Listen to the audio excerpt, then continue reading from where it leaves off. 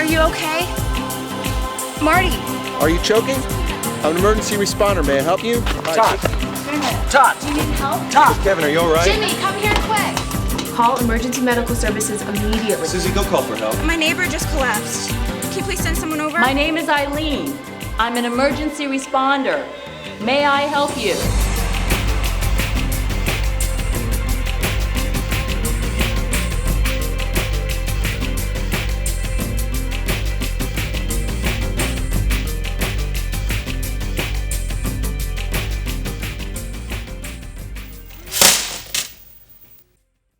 Are you okay? Medical emergencies and accidents happen every day.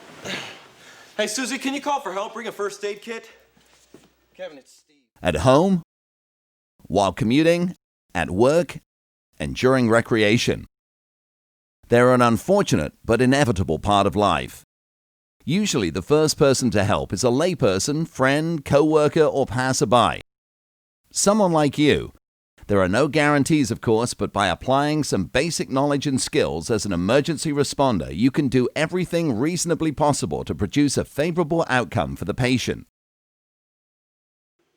You learn these basic skills in the Emergency First Response Primary Care, CPR, and Secondary Care, First Aid courses. Emergency First Response Primary Care, CPR, prepares you to aid patients with life-threatening emergencies. You learn the same emergency care priorities medical professionals use. Emergency First Response Secondary Care, First Aid, builds upon what you learn in the Primary Care course. In that course, you learn to give aid for medical emergencies that aren't immediately life-threatening. The Emergency First Response courses follow the protocols of the Basic Life Support Working Group of ILCOR, the International Liaison Committee on Resuscitation. This group represents the world's major resuscitation organizations. Although Emergency First Response is an internationally based course, local variation in skill technique, first aid procedures, terminology, requirements, and course flow may exist. Your Emergency First Response instructor will guide you. In Emergency First Response Primary Care, CPR, you learn 8 essential skills that link together when you help someone in a life-threatening emergency. Scene assessment, barrier use, primary assessment, CPR, rescue breathing and chest compressions, conscious and unconscious choking adult, serious bleeding management, shock management, and spinal injury management. You may also learn other recommended primary care skills such as automated external defibrillator use and emergency oxygen use. In Emergency First Response Secondary Care, First Aid, you learn what to do when emergency medical services are either delayed or unavailable. Secondary care skills include injury assessment, illness assessment, bandaging, and splinting for dislocations and fractures. This video covers the skills for both courses. After watching the skills in the video, your instructor will demonstrate them for you in class. Then you'll practice the skills. After you've learned to perform and sequence the skills, you'll get to practice them in simulated emergency situations. This teaches you to adapt your emergency responder skills to real emergencies.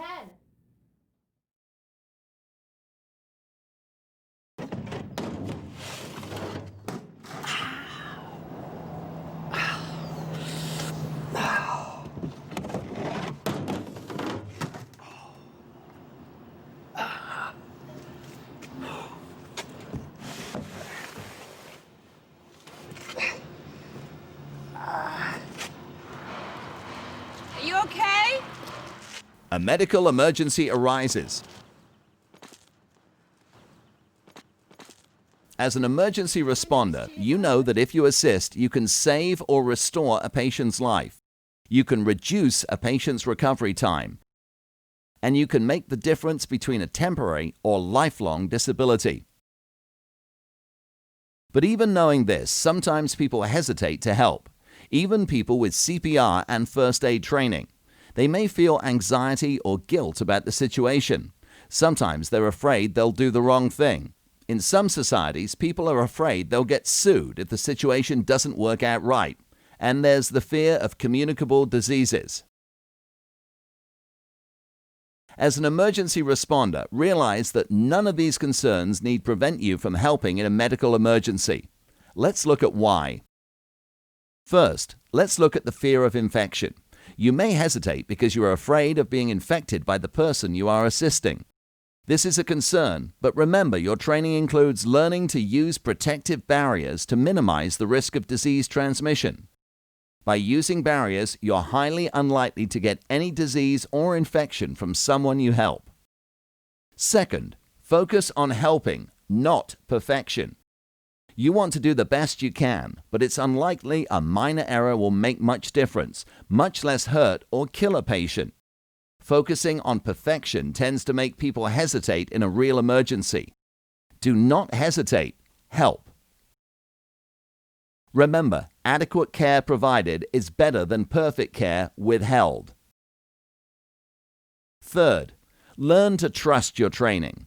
During the scenarios, you'll find that what you think you forgot comes back when you provide aid. At first, things feel awkward. Then suddenly you've got it, like getting back on a bicycle after not riding one for years. Remember this feeling. You can trust it in a real emergency. Fourth, be decisive and act. Usually there's more than one right way to handle a situation. Circumstances don't always provide clear direction. Start helping immediately. To help you be decisive and act, Emergency First Response has developed an easy-to-use prompt to remind you of the important steps needed to assist someone in need. The Emergency Care at a Glance Decision Guide provides you with comprehensive primary and secondary care directions. This is a must-have addition to your first aid kit at home and on the road. Fifth, you may be concerned about your responsibility when helping another in need. You may hesitate because you're afraid of being sued. In general, the fear of being sued should not stop you from providing emergency care. Many countries have Good Samaritan laws which simply say that as a layperson helping another, you cannot be successfully sued if ultimately things don't work out well for the patient. Your training in this course will show you how to provide help within the protection of these laws. Good Samaritan laws will generally protect you if you provide care within the scope of your training as an emergency responder. Ask for permission to help. Act in good faith. Are not reckless or negligent. Act as a reasonably prudent person would. And don't abandon the patient once you begin care. The exception is if you must do so to protect yourself from imminent danger. Finally, don't worry about making a person worse. The most serious medical emergency is when a patient isn't breathing and has no heartbeat. Sometimes people hesitate to help such a patient, fearing they'd make him worse. As an emergency responder, realize you cannot make such a person worse. Hey, Kev. Susie, go call for help. Okay.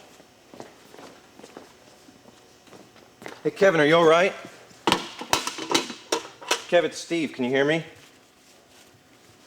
A person who isn't breathing and has no heartbeat is already in the worst state of health. Again, remember you cannot make the person worse, but you may be able to help this person. You don't need to fear providing rescue breaths and chest compressions. You can trust your training. Take a moment to relax, think of your training, then step forward and help. CPR, cardiopulmonary resuscitation, helps to oxygenate the body when the heart isn't beating. You do this because if CPR begins soon enough and if emergency care arrives quickly, then it may be possible to restart the patient's heart. CPR won't usually restart the patient's heart. Instead, it extends the period during which it may be possible to restart the heart.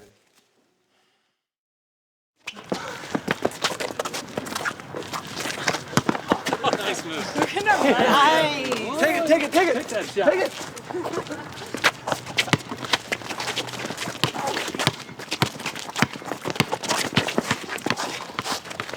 Todd.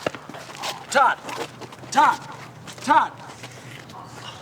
Todd, it's Richard. Realize that CPR doesn't guarantee that the patient's heart will restart. In fact, most of the time, even with CPR, it doesn't restart. This means that you can never know whether providing CPR or any other aid that's called for would have made a difference unless you step forward and provide help. If you provide CPR and the patient's heart doesn't restart when medical care arrives, realize that you did everything humanly possible. But if you could have provided CPR and didn't, you may spend the rest of your life wondering whether it would have made a difference. Don't let that happen. Trust your training and help. Remember, adequate care provided is better than perfect care withheld. While you are taking this course, don't be intimidated. Naturally, you'll make mistakes during the course. It's a normal part of learning. So if you make one, just adjust and try again. If you already knew what to do, you wouldn't be taking a course. You'll have plenty of time to practice, build your confidence, and be ready to help someone in an emergency. Also, have fun. That may sound odd considering the seriousness of what you're learning, but you'll learn more and learn faster when you enjoy the learning process. Keep it light. Your ability to use a skill effectively weakens when you don't use it for a while. But once you've learned it, it comes back much easier than learning it the first time. The more recently you practice the skill, the easier it comes back. The same is true for your emergency first response skills. Hopefully you won't need them often in real emergencies, so you want to practice to keep them fresh. Here's how. First, watch this video from time to time so you remember the skill steps and the information that relates to using them. Second, run through practice emergencies with other emergency responders in your family or among your friends. Try to get some CPR practice. If you don't have a CPR mannequin, use a stuffed sack that's the right size or even a pillow, but never practice CPR chest compressions on a person. Doing so can interfere with the person's normal heartbeat. Finally, refresh your skills with an instructor in the Emergency First Response Primary Care (CPR) and Secondary Care First Aid refresher at least every 2 years, but refresh more often if you can. When you complete the update, you receive a current Emergency First Response completion card. When you recognize a potentially life-threatening emergency, you help with the first 3 links in the chain of survival. Link 1 is early recognition and call for help. Link 2 represents early CPR. The third link is early defibrillation. The fourth link, early professional care and follow-up, is for professional health care providers. In a life-threatening emergency, early professional care is very important. The sooner emergency medical professionals arrive, the better the outlook for the patient. The emergency responder does not replace professional emergency medical care. In the chain of survival, your role as the emergency responder is to summon emergency medical aid and to assist the patient until it arrives. Activating EMS is so important that in most circumstances, if you're alone and there's no one else to activate the EMS for you, you call first, then assist the patient. You might have a couple injured passengers. An exception to the call first rule is if the patient is a child or an adult that has experienced submersion in water or other incident that is likely to be a respiratory-related event. In these cases, you provide CPR for about 2 minutes, then call emergency medical services. An exception to the call first rule is if the patient is a child or an adult that has experienced submersion in water or other incident that is likely to be a respiratory-related event. In these cases, you provide CPR for about 1 minute, then call emergency medical services. 13, 14, 15, 16, 17, 18, 19, 20, 21, 22. Take this arm and grab your other hand. With EMS on the way, the care you provide increases the chance that advanced care will help the patient when it arrives. Your training in this course is based on handling emergencies where you have an emergency medical system. If you need to provide emergency aid in areas away from EMS support, you should continue your education with more advanced first aid training. Check your abdomen now. Providing emergency care can be very stressful. After the incident and after the emergency medical professionals take over, it's time to take care of yourself. You may wish to talk about the event to a friend or family member. You may find the situation upsetting, especially if things didn't work out well for the patient. Still, I feel like I let him down. I mean, what about his family? I feel like I let them down too. Talk to someone if it helps, including a healthcare professional if necessary. But remember that as an emergency responder, your training only gives those you help the best chances possible, not promises nor guarantees of medical miracles. No matter how it works out for the patient, feel good about the fact that you reached out to help another. All right. Maybe you're right. Maybe doing something is better. Before helping someone, it's important to ask for permission to help. You do this with the responder statement. Okay, I'm an emergency responder. May I help you? Yes, please. You simply say, "Hello, my name is," your name. "I'm an emergency responder. May I help you?" It's important to get the patient's agreement if he is alert and responsive. If a patient is unresponsive, give the responder statement anyway. I'm an emergency responder. May I help you? If the patient can't answer, most laws assume implied consent. This means the law recognizes that in a serious situation, the patient would almost certainly want help. Laws vary from one region to the next, so check those that apply to you. If an adult refuses your help, don't force it on her. Instead, talk to the person, stressing the need for care and monitor her condition without providing actual aid. Depending on the situation, however, you could activate EMS at this time. Have you ever wondered how medical professionals know what to treat first when they help someone? They monitor the ABCDs of the patient's lifeline, which provide the sequence for helping the patient. The ABCD sequence of emergency care will help you remember what to do. You'll practice monitoring the lifeline and the ABCDs as you learn emergency first response skills. May I help you? Steve, can you hear me?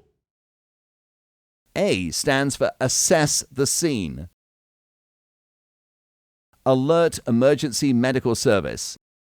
Apply personal barriers. And assure the airway is open so the patient can breathe. B stands for breathing. With the airway open, you check that the patient is breathing, and if needed, begin rescue breaths.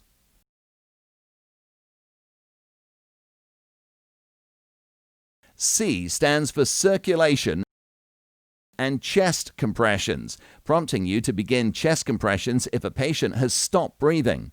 The chest compressions artificially circulate blood to vital organs. D is for defibrillation, the process that attempts to restart the heart. You'll learn more about defibrillation a bit later. S reminds you to apply serious bleeding management, shock management, and spinal injury management.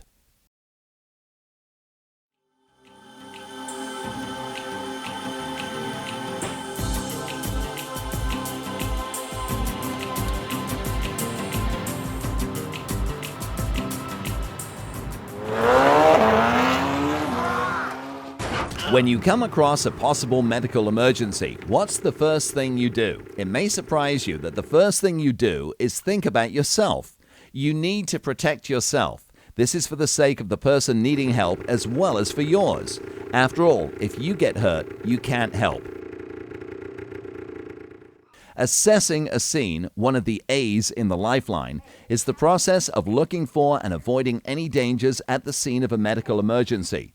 It's the first thing you do and the first skill you'll practice. Scene assessment takes 3 steps. 1. Stop. 2. Think. And then 3. Act. Stop and assess the scene for hazards. What hurt the person? Can it hurt you? Watch out for traffic, especially if helping around an auto accident. Be wary of the unseen, like fumes, electricity sources, chemicals, or radiation. Beware of spreading fire, not just because it burns, but because smoke inhalation can injure, incapacitate, and even kill. After you're sure the scene is safe, take a moment to think about what to do next. After surveying the scene quickly, ask yourself, what emergency care might be needed? If there's more than one patient, who appears to need help the most urgently? What can you reasonably expect to do? How do you activate the emergency medical service where you are? Now act. In a readily apparent serious emergency, first activate the local emergency medical service, either yourself or by having an able bystander do so. This is the cool first approach to emergency care. Okay, I'm going to go to him now. Now act. In a readily apparent serious emergency, first check the patient's breathing. If no breathing is detected, activate the local emergency medical service, either yourself or by having an able bystander do so. This is the call first approach to emergency care. Okay, I'm going to go to him now. As soon as possible. I'm at Reef Point. If you make the call, it's best to stay on the line until you hear the emergency operator hang up. That way, you won't accidentally hang up before the operator gets all the necessary information. In some circumstances, the need for medical care may be in question, so you would activate the emergency medical service after or during your primary assessment based on what you find. As you help, follow the emergency first response skill sequence, but scene assessment and taking care of yourself never stops. Ensure your safety so you can help others in need. Earlier, you learned that some people fear infection and therefore hesitate to help others in medical emergencies. The diseases of most concern are those transmitted through blood and other body fluids. These are hepatitis B and C and the human immunodeficiency virus, or HIV. As an emergency responder, you can greatly reduce infection risk by applying barriers, another one of the A's in the lifeline. Barriers include gloves, ventilation masks or shields, face shields, and eye shields. You can minimize the risk of infection by always placing a barrier between you and any body fluid of another person. Like scene assessment, barrier use is a skill that usually comes before you start helping the patient. Remember, to start with skill 1, scene assessment. Stop, think, and act. First, you'll put on gloves. Put the glove on carefully to avoid tearing. Remove gloves so that you don't spray or spread body fluids. Carefully loosen the first glove at the wrist and roll it inside out into a ball. Hold it in your gloved hand, then roll off the remaining glove by lifting at the wrist from inside, like this. Use caution not to tear the gloves or snap them, which can spray body fluids. Place the gloves in a biohazard bag for disposal according to local guidelines. Your instructor will show you how to use one or more of the different ventilation barriers available. They all trap or isolate you from moisture or fluids from the patient's breath and mouth, allowing you to provide rescue breathing and CPR with minimal infection risk. Barriers take up little room, so it's easy to keep a set of gloves and ventilation barriers handy. Try to keep one or more sets so they're nearby at all times, but they're not required to provide CPR. The risk of infection is minimal and may be even lower if you're helping someone who has a medical history you know, like a family member. This is your decision, but you may decide you don't need to withhold aid just because you don't have a barrier available. You've assessed the scene, activated the local emergency medical service, and applied your barriers. Now you're ready to begin primary assessment. You've assessed the scene and applied your barriers. Now you're ready to begin primary assessment.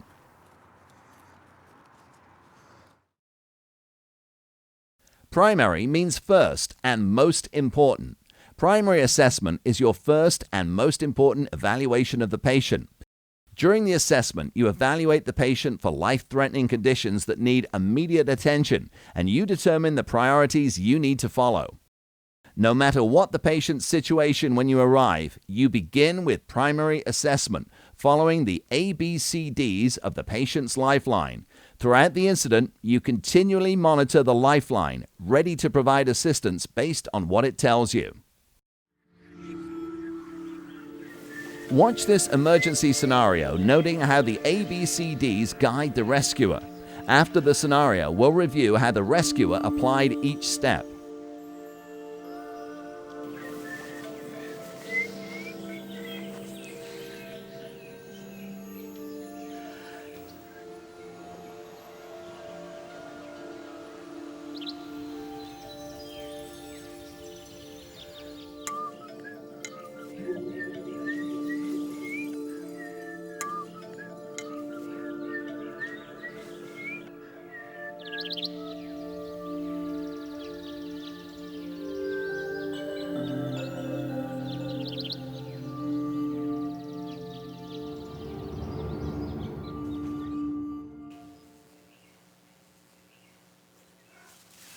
Marty, are you okay?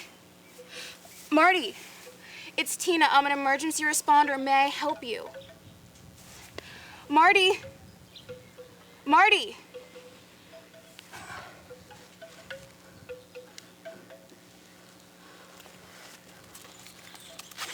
Hello, my name is Tina. I'm at 5746 Michael Street. Yeah, my neighbor just collapsed. Can you please send someone over? Thank you.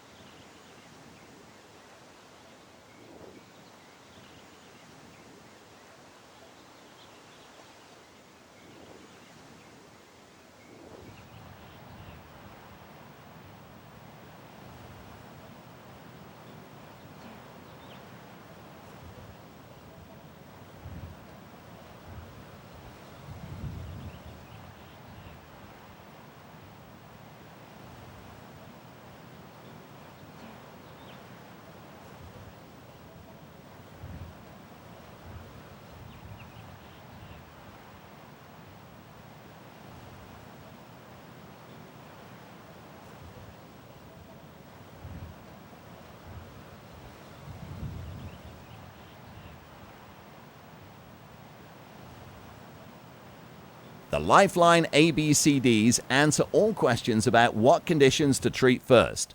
For instance, suppose a patient has serious bleeding and doesn't appear to be breathing. What do you do first? First, you go to A and assess the scene. Alert EMS. Apply personal barriers and open the airway. Then you go to B and check for breathing. You find the patient isn't breathing, so you breathe for him and give 2 rescue breaths.